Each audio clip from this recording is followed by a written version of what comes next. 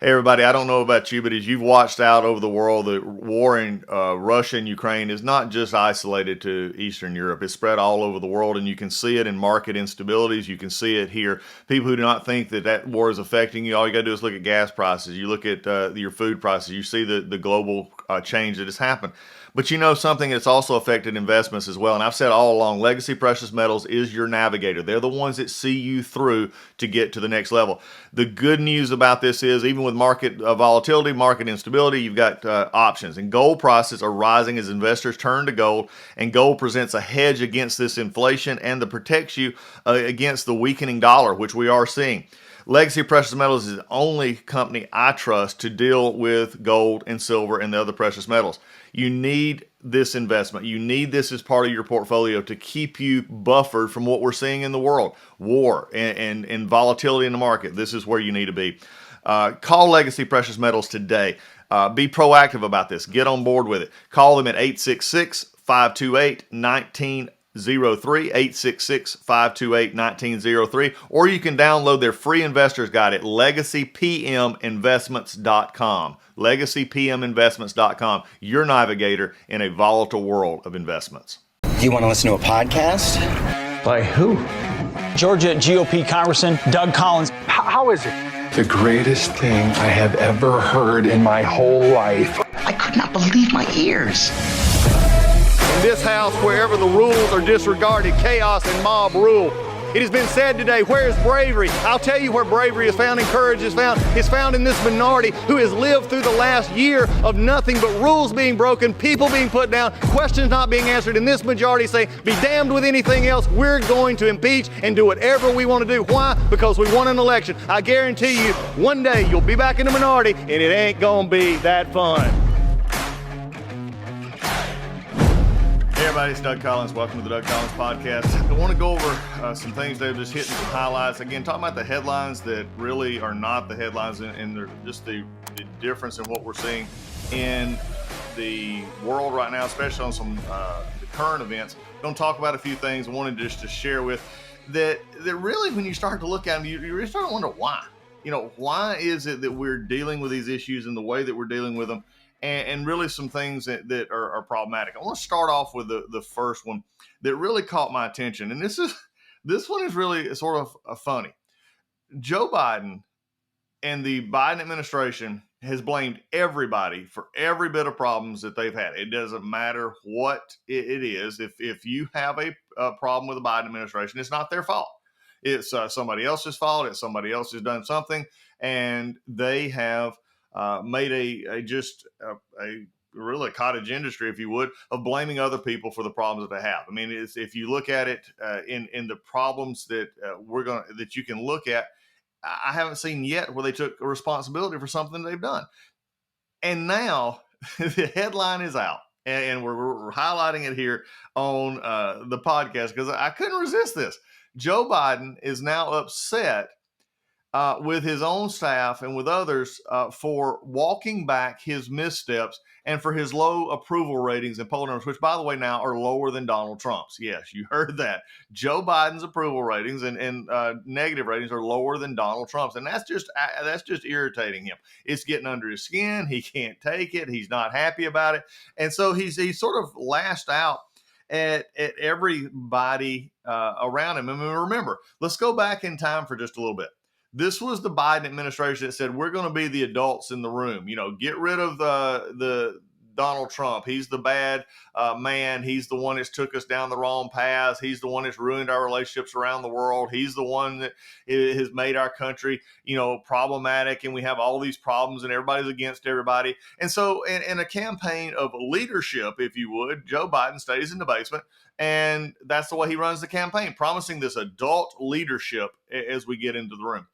I find it rather comical at this point, a year and a half in which the Democratic Party is going into a midterm election, in which really the party in power in the presidency always has trouble in the first midterm. But this is looking more than a problem. This is looking back to 2010, when President Obama famously said that we got our butts kicked. Okay, this is looking like that is going to happen. And Joe Biden just in his administration, they just don't seem to accept this. They don't seem to accept that the decisions they've made, the things that they've done have led to the problems that we're in, but yet they want to blame everybody else. What is really interesting is they don't have answers for them. I mean, we're talking about inflation, gas prices. We're talking about, the war in Ukraine. We're talking about baby formula shortage. There's just so many things that we could go on to right now. But I just saw this, that it was really interesting that Joe Biden now, when he turns around, looks at these poll numbers, sees what everybody is saying about his administration, and the reason, and also really the aggravation point that he's actually below Donald Trump when it comes to the approval ratings.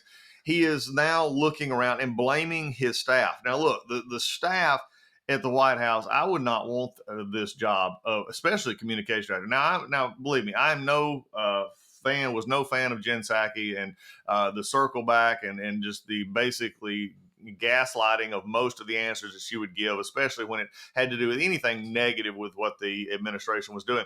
The new press secretary, she's taken on a very difficult task, because how would you like to have to go up and clean up after Joe Biden? I mean, it's like the old blue light special that Kmart used to have, the blue light special that, here it is, I got to go clean up, or there's a cleanup on aisle 5. Why? Because Joe Biden just said something.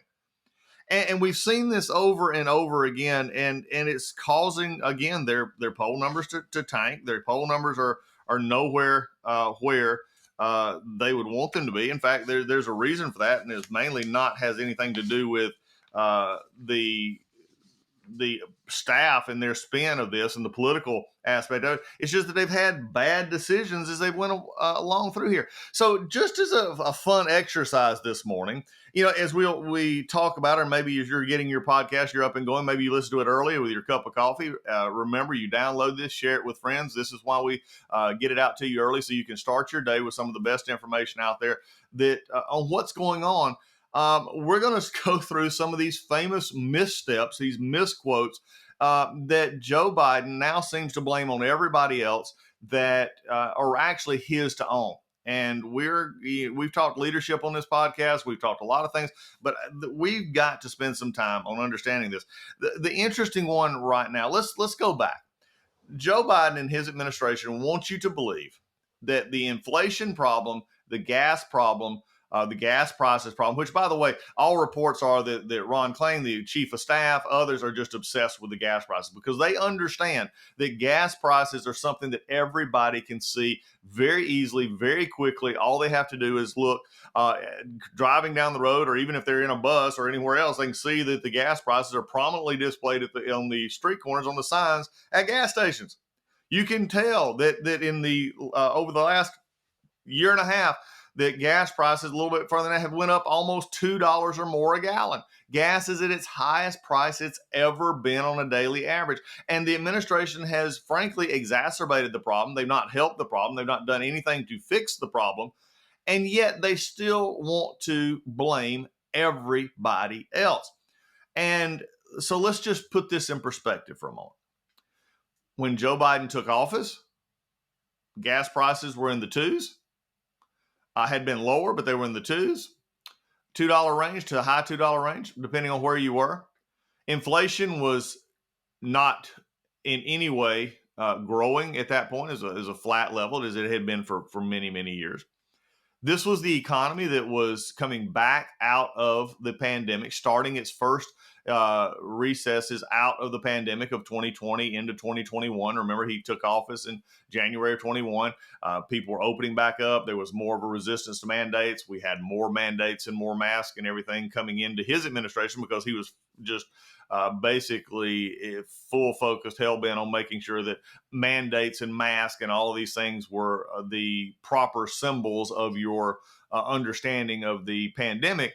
And so there was a hiccup in some job openings, especially in our bigger cities, especially in some of our bigger states. But in states which had already went through this and opened back up, the economy was beginning to grow again. Now, I lay this on top of the fact that you have to understand that there was one thing that did come and began prior to the Biden administration, and that was the global effect, the global shortage of goods and products in particular that were transmitted between countries during the pandemic. This is where you began the first steps, if you would, of understanding that our global supply chain was at risk. I mean, when you had a great deal of our pharmaceuticals manufactured in China, when you had a great deal of our products manufactured in China, when you had, dependency here in this country on getting a product to and from, and you had a pandemic in which you had things shut down, you were beginning to see the start of and also feeling the effects of a supply chain shortage that was a natural occurrence of economies worldwide being shut down. And especially when you had economies such as the ones in China and Taiwan and Korea and other places of the Southeast Asia countries, Asian countries in general. You had European trade, you had American trade. These were all real issues that began to affect all kinds of products, from cars to building materials, all of which have skyrocketed. Food costs beginning to go up. And these were all prior to. Then when you come into the Biden administration, there was this discussion on we need to put more money into the economy, the American Rescue Plan, as it was called.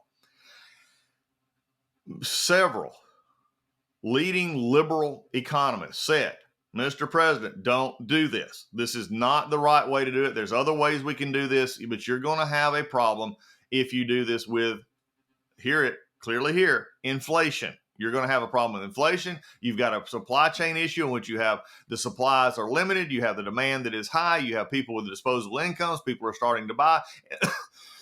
Excuse me, as they come out of this pandemic, as they get back into the workplace, they're going to be spending money. They're going to be buying things.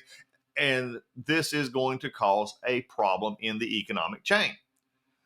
Well, guess what? They just blew them out. In fact, not did they just ignore that. They actually attacked Summers and many of the others who actually gave them this advice. Here was a new administration attacking economists who had helped them in many ways, believed like them on so many issues, basically saying, well, you just don't really understand. You're not understanding what's really going on. And you had willing accomplices like Janet Yellen, who is the Treasury Secretary, and others say, oh, no, this is going to be a problem. We may have a little transitory inflation, but we're not really going to have the inflation that, it'll be okay. Everybody will be fine. In other words, let us spend trillions of dollars of money. Let us put more money in the economy. Let us exacerbate the problem of supply and demand. And hey, it's not going to affect anybody. Okay, folks, that just doesn't work. And so here, it is amazing here. So as we start this process, let's go back and understand where we started from. Okay, gas prices under $3. We had inflation under control. We had a supply chain that we knew that was beginning that was already problematic in many areas, getting supplies in. And what do? They throw this stimulus package out on the American people. And within just a matter of a few months, inflation starts to tick up, into which by the end of the year of 2021, into the first of the 2022, and into today, inflation is at some of its highest rates in 40 years. And they act as if it was well, we didn't see this coming. I mean, Jen Psaki, said for months in the fall and into the winter that this is transitory. Oh, it'll go by. They were still buying the same line that Yellen and many of the others had said early on, that when the inflation started to grow, it's only going to be transitory. We don't have to worry about this. Ignoring the facts of economies and ignoring the facts of what is actually going on gets you into trouble. And now to have the audacity to come out and say, and as Biden is blaming everybody else, Biden is blaming, the staff and for walking back, all of which he had the emphasis in. Now, as we go into this other issue, the thing that is another thing that came out of this recently that is affecting the economy and affecting people as they look at this, and why Joe Biden is so upset that his poll numbers are bad, is this issue of baby shortage, the baby formula shortage. Now, this came out of if you want to see how bad this has actually gotten, in a recent meeting with baby formula folks who make baby formula, they all said, we told you that this was going to happen. We told you that if you shut down this plant, this Abbott plant in Michigan, if you shut this down and you don't have a way to make up the difference, there will be a shortage of baby formula. This was understood. Republicans at the time highlighted this. Others highlighted this. This was back in the first of 2022. the Biden administration ignored it. CDC ignored it until all of a sudden, to join the other parts of the empty shelves, which was the discussion we just had about supply chain shortages, that all of a sudden now you have moms who can't feed their babies because there's no formula. And now it's being made, and Joe Biden, in this meeting in which they said, look, we warned you, Joe Biden had the audacity to simply say, well, y'all may have known, but I didn't know. Okay, they were telling this to the governmental agencies. They were telling this to the people who should be. So this tells me one of two things. Either they're not telling Joe Biden everything, which is scary, especially on a situation that has now reached the level where you see it on every newscast, everything that's going on about this, the baby formula shortage. And now that we look, and frankly, in many ways, like a third world country having to import baby formula from Europe and other places because we don't have our supply chain issues and we don't have something that we actually look forward to. Now, also at the same time, we're still shipping baby formula to the illegal immigrants who are coming in across the southern border.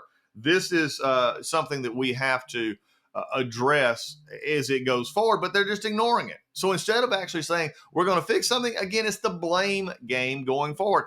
And to sit back and have the president upset with his staff and upset with others about his approval ratings and, the issues that are going on in the economy, it is just amazing. If you don't think that was enough, then I'll add another one in for you. And that is Joe Biden and the Biden administration's handling of Afghanistan, in which, again, there seems to be a pattern developing here in which the Biden administration, Joe Biden as president, should take full control of this and say, this is the problem. They have a situation, they have an issue, they know what they ideologically or politically want to do, and then they ignore advice or advice of others who are telling. Afghanistan. Joe Biden wanted to make a political statement in saying that by September 11th, 2021, we will have all of our troops out of Afghanistan. He was wanting to top, if you would, Donald Trump, who had said that we're beginning the process of getting our troops out of Afghanistan. They were making conditional discussions with the Afghan government, the Taliban, all of which, again, was very concerning at the time for many of us.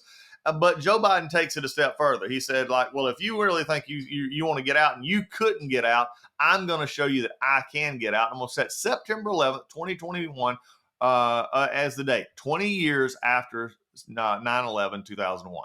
Again, purely political. Telegraph the entire thing to the Taliban. Telegraph the entire thing to the world, saying, here's what we're going to do. And then, being warned, the Taliban started growing. You started seeing the insurgent reaction. And as we began drawing back, and it got closer to the Taliban, again, after many advice that this was not going to happen, but yet the Pentagon said, oh, no, we're just, it'll be okay. Afghans will take care of this. There was a series of decisions that were made, from leaving equipment behind for the Afghans, which were immediately taken over by the Taliban, leaving the Bagram Air Base, coming back to Kabul, to the airport there, putting yourself in a situation in which you're surrounded, and also giving operational control over to the Taliban around the airfield, and breaking the promises to those people you said you would get out. You ended up in a disastrous withdrawal from Afghanistan in which 13 Americans lost their lives. And at the end of the day, we left people behind that we had promised that we would actually protect. What was the blame? Well, we didn't think it was going to happen, or we didn't listen. I mean, again, if you want to understand the 30% approval ratings of Joe Biden, let's go back and talk about the just real world issues that he has dealt with that he's handled badly. So again, it's fascinating to me to sit here and look at Joe Biden now upset with his staff and others when they start having to correct his misquotes, correct his misstatements. And he's not happy about where he is in his political life because of the decisions that he's made as the commander-in-chief, as the president. Again, when you look at this, the liberal policies of Joe Biden and his administration have led us to the position in which the American people are getting ready to not only flip the U.S. House, but probably flip the United States Senate, and do so in large margins because they have no confidence that the Biden administration can actually get anything done. And going back to it, remember, this was the group, that has said, we're going to be the adults in the room. We're going to focus on making sure that America is understanding that we're in charge and everything will be fine and our allies will love us again and people will love us again and will be respected. All of which, by the way, was happening under Donald Trump. It's just that they didn't like the way it was being done. They didn't like the policies, and they wanted to be back in charge again. They never thought Donald Trump was going to get elected. They wanted to fix it. But I also found interesting here, and I want to spend just a few minutes on this, is this idea that he is,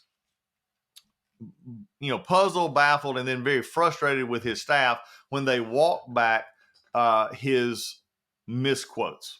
I mean, whether it's from, the very concerning, ideas that, yes, we will go to war with China over Taiwan immediately. Okay. Again, interesting position to be stated by the commander in chief.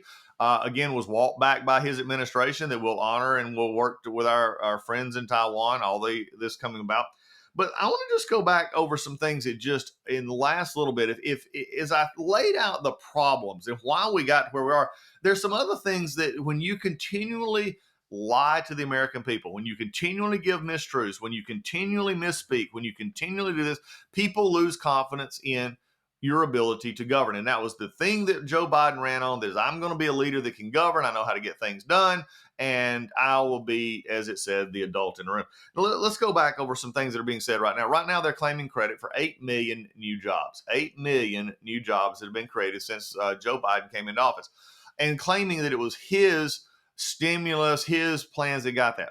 Understand something. Most, if you look at it from an honest perspective, were 8 million new jobs created in the sense that they came back? Yes. Was this because of the policies of the Biden administration? Probably not. In fact, mostly not. You're having an economy that's coming back together. You're having an economy that came out of the pandemic that Donald Trump, the last year of 2020, in which Donald Trump put into place things to save businesses and grow it so that when the pandemic was restrictions were eased, businesses could come back into life, whether it be the PPP program or others, so that businesses would not go under during this time. Those were put into place. And as the economy opened back up, guess what? These businesses were able to survive and to thrive. As they came back, they were able to hire people that were being laid off. They were able to put back into work businesses who were looking to expand as the supply chain issues were going, so they could get the supplies in to make the products. They were able to add people. This is all a part of coming out of the pandemic. And to simply say that it was because of a stimulus package or to put in any other economic plan, which no one else has seen any evidence of, but to keep claiming that, people, it just falls on deaf ears. It falls on to people saying, this is really not what happened. This is really not what we have seen. This is really not what is going on. And again, begins to lay the groundwork for the problems. And the missteps that he begins to have with his staff get bigger and bigger. Let's go back to one that is continually, if you want to talk about missteps that should be corrected, let's go back to this one. I mean, right now they're trying to correct him from, his statements about his background, and we'll talk about that in a minute. But there's one that if they want to really talk about, that they want to correct the record, then I hope the press secretary will stand there in the press room today or whenever she gets a chance and says, look, we want to correct something that the president said that's really not true. In fact, while we're at it, we'll just correct Kamala Harris. While we're here, we'll correct Nancy Pelosi. While we're here, we'll correct Chuck Schumer. While we're here, in fact, we'll just correct all of almost the MSNBC opinion staff and reporters and everybody else, that the Georgia voting integrity law, Senate Bill 202 that was passed last year, was a voter suppression bill and is, in the words of the president himself, was Jim Crow all over again. I mean, folks, let's just talk about what they said. They said this bill was targeted at suppressing votes. It was targeted at keeping people from being able to vote and to have access to voting. They vilified the fact that you could, a provision of it said you could not give water or food to those in a voting line, which, again, was taken away, that you could not. The takeaway was, you're keeping people out in the line and not giving them anything.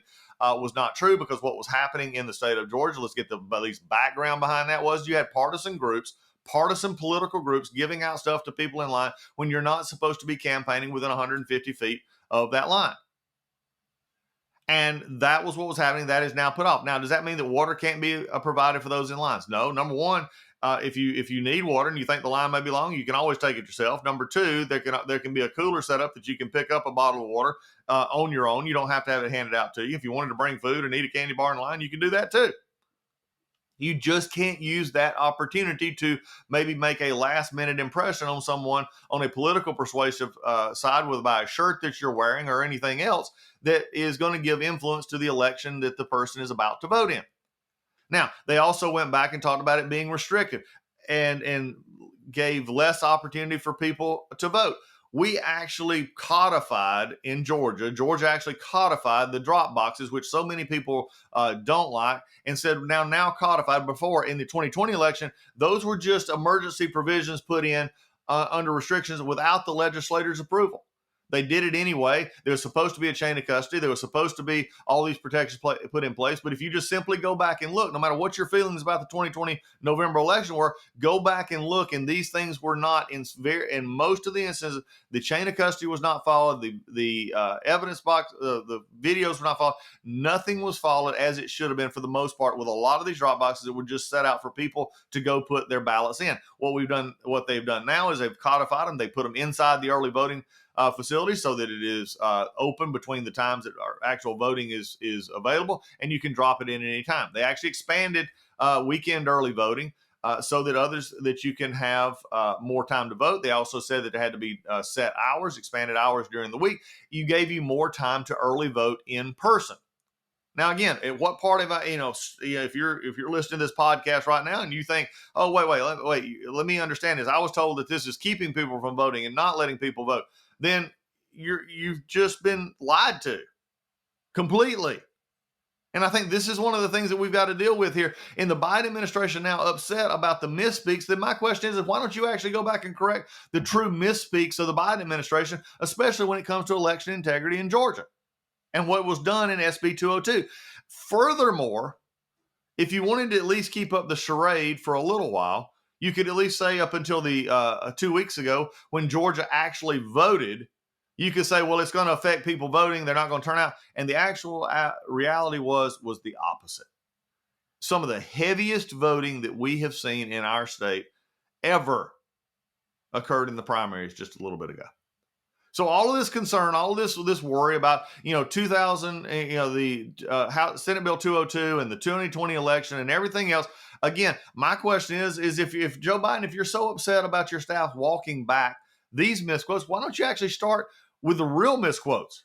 When you basically defamed the state of Georgia and the voters, and you went after a bill that instead of doing what you said it would do, it'd be a reintroduction of Jim Crow, it actually expanded voting and gave people the opportunity to have their voices heard. And how do we know that? Because it actually played true in the election. People actually turned out to vote. Another issue that is not often discussed is voter laws here in Georgia when we had voter ID and others who said that would actually restrict voting. Again, the African-American, the Hispanic turnout, both male and female, since 2014 in the state of Georgia has went up by double digits. So again, Joe Biden, if you want to be upset and you want that your staff is correcting you on some issues, why don't you let them correct you on issues that matter? Now, there are other things that are out there. The correction of statements that he's making on guns. Look, that an AR-15, a 9mm can blow your lungs out. Again, just hyperbole to gain a political point. This is not new. For Joe Biden, this goes back to the very first time people thought he might actually be president, and that was back in the 80s, in the late 80s, when he got caught basically embellishing his past. How many times have we heard the stories of his grandfather working in the mines or him driving a transfer truck, an 18-wheeler? These things are he just embellishes stories all the time. And it's been documented. He said he was arrested in South Africa with Nelson Mandela, and then they had to come back and correct it. Well, say no, he got separated from his party at the airport. Okay, again, he's the one making these statements. He's the one doing the embellishing. How many times, is this going to continue? And people lose faith in what he is saying. And if he is wondering why this is become an issue, why there are so many people out there that don't understand, if he's the only one that doesn't understand why his poll numbers are where they are, then somebody needs to sit him down and say, look, Mr. President, you ran on, you were going to have all of this taken care of. You ran that you were going to be the new, adult in the room. You were going to take care of all these issues. And yet one, instead of taking responsibility, you shirked it. There's a member of your own party named Harry Truman who said the buck stops here. Maybe it's time you bring that plaque back out, put it on the desk, turn it facing you, and read it every morning. The buck stops with you, Joe Biden. And instead of vilifying those on the conservative side who have different opinions than you, who offer different solutions than you, and instead of vilifying those, maybe you ought to actually listen to those around you, even your own advisors, who say some of these decisions you're making are not good for this country. And instead of worrying about why your approval ratings are going down, why don't you actually focus on governing in a way that actually brings our country together, puts a strong foot forward in the world economy, instead of actually being one who is making excuses. Folks, you see this every day. You're listening to this podcast. Maybe Joe Biden ought to get out again and realize that gas prices, which he's blaming now on Putin, here's the next lie that is out there, that all of this is about Vladimir Putin and invading the Ukraine. It became an easy excuse for them. Forget the convenient fact that over $1, the gas had went up over $1.50 a gallon before, around $1.50 a gallon, depending on where you are, before Putin actually invaded Ukraine, which meant that all of this was occurring because of Joe Biden's administration war on energy in our country and the tearing down of our energy independence to make us dependent. Again, if you want to shift blame in the political world, you find a straw man, you put the straw man up, and you attack the straw man. Now, Vladimir Putin invading Ukraine, did it affect world oil prices? Yes, it did. But is it the reason you're looking at the highest gas prices that we've ever had? No, it is not. It is not the only reason. It is not, as was said just recently by the press secretary, the new press secretary, gas prices are Putin's issue. They all are basically at the feet of what Putin did in Ukraine. Folks, that's just not true. So, as you look at this, what is true? Joe Biden took the energy from his day one, stopped the Keystone Pipeline, stopped the oil drilling. He stopped working with our energy sectors, and instead of helping them grow our energy independence, he made them dependent. And in a sense, you even heard it from Jennifer Granholm, the energy secretary, and others. They're actually, behind the scenes, the real liberals who are wanting to push this agenda don't mind the high gas prices. Why? Because they're trying to change your attitudes about their clean energy agenda and saying, look, if you just change electric cars, you wouldn't have to be paying this gas prices. What they don't also tell you is number one, they have no idea what to do with the batteries in electric vehicles. They have no idea how the discussion that they don't want to have is how much more fossil fuel energy are we going to have to burn in electrical plants to make sure that you have electricity to charge the batteries and do other things. Those are just all things that they don't want to deal with. So again, I wanted just to spend a few minutes of time today. If Joe Biden is upset about his staff walking back his missteps, then maybe he needs to be more concerned with actually getting it right the first time.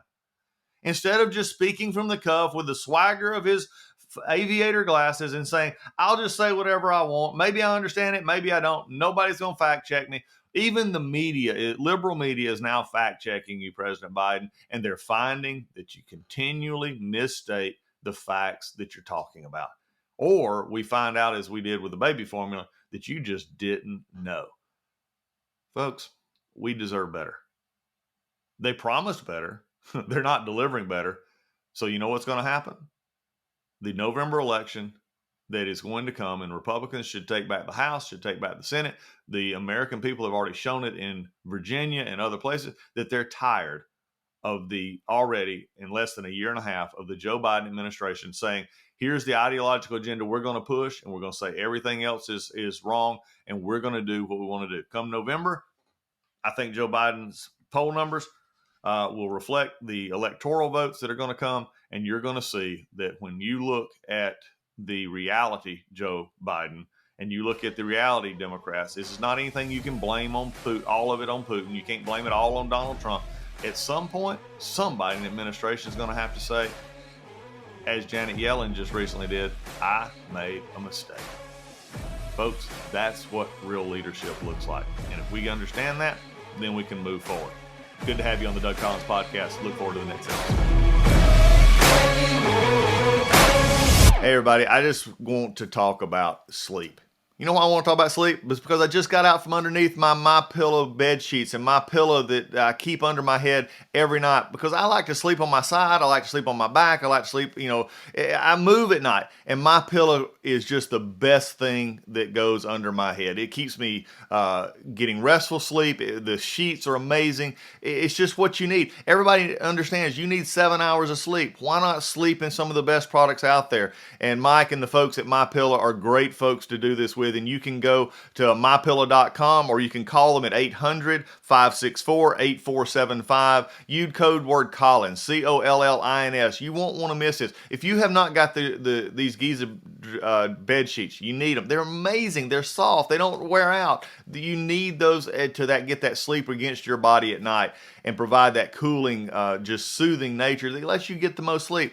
But they're not just about bed sheets and pillows. They also have the My Slippers. Amazing. I've talked to you about it before. I don't wear slippers, but I do wear My Slippers. They're amazingly comfortable. You can wear them outside. You can wear them inside. Great products. You've got towels. You've got all kinds of stuff. Go to mypillow.com. It's spring cleaning time. It's springtime to get out there and try and buy new things. Replace some of your old stuff. You'll want to replace your towels. Get some other products for your bedroom. All at mypillow.com. Mypillow.com, or call 800-564-8475. Use the promo code Collins, Collins, when you check out. I guarantee you will be satisfied.